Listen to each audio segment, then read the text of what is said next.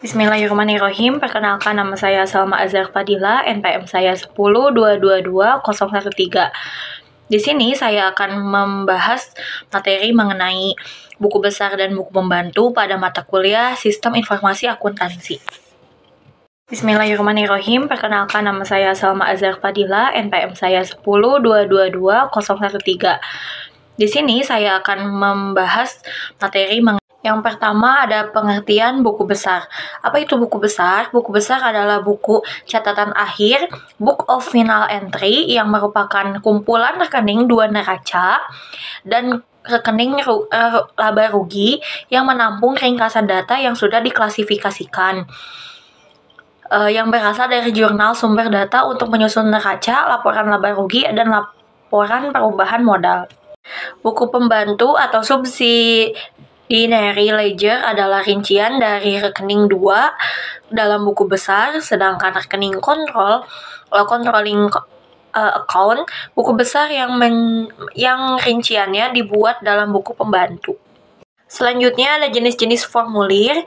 Yang pertama ada buku pembantu persediaan, yang kedua ada buku pembantu piutang, yang ketiga ada buku pembantu utang, yang keempat ada buku pembantu harga pokok produk, yang kelima ada buku pembantu biaya, yang keenam ada buku pembantu aktiva tetap.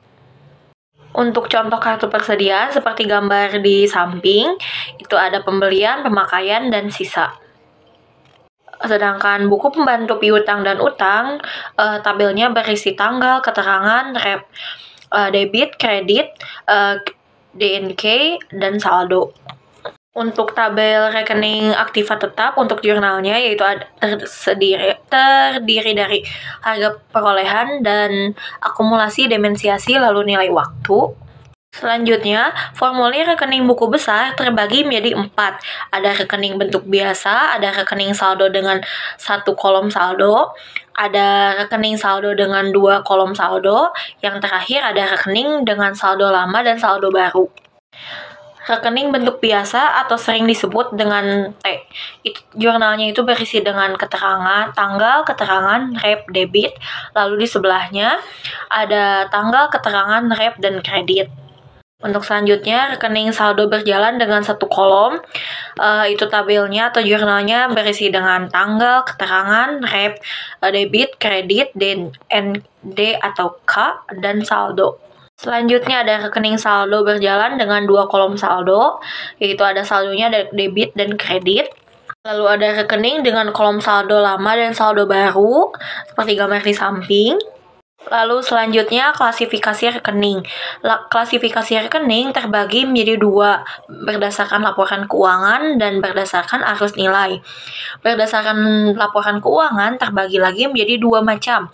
Ada rekening klasifikasi sesuai dengan susunan dalam neraca, ada di klasifikasi sesuai dengan susunan dalam laporan laba rugi. Selanjutnya klasifikasi atas dasar laporan keuangan terbagi menjadi 6 macam. Yang pertama, rekening buku besar dibagi neraca dan rekening laba rugi. Yang kedua, rekening neraca dibagi dalam kelompok aktiva, utang, dan modal.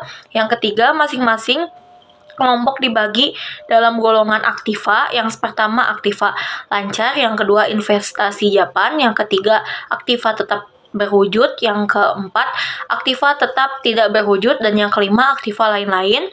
Yang keempat, rekening laba rugi dibagi dalam kelompok penjualan, HPP, barang produksi, barang penjualan, biaya admin, dan umum. Lalu yang kelima, masing-masing kelompok dibagi menjadi golongan, subgolongan, atau langsung dan ke rekeningnya. Yang keenam, memberikan kode kepada masing-masing rekening dalam klasifikasi. Selanjutnya kode. Kode itu suatu kerangka yang menggunakan angka atau huruf atau kombinasi angka dan huruf untuk memberikan tanda terhadap klasifikasi yang sebelumnya telah dibuat. Lalu kode ini memudahkan proses pengolahan data karena dengan kode data akan lebih mudah diidentifikasikan. Syarat kode yang baik, yaitu ada kode yang disusun perlu disesuaikan dengan metode proses data. Setiap kode harus mewakili hanya satu item sehingga tidak membingungkan.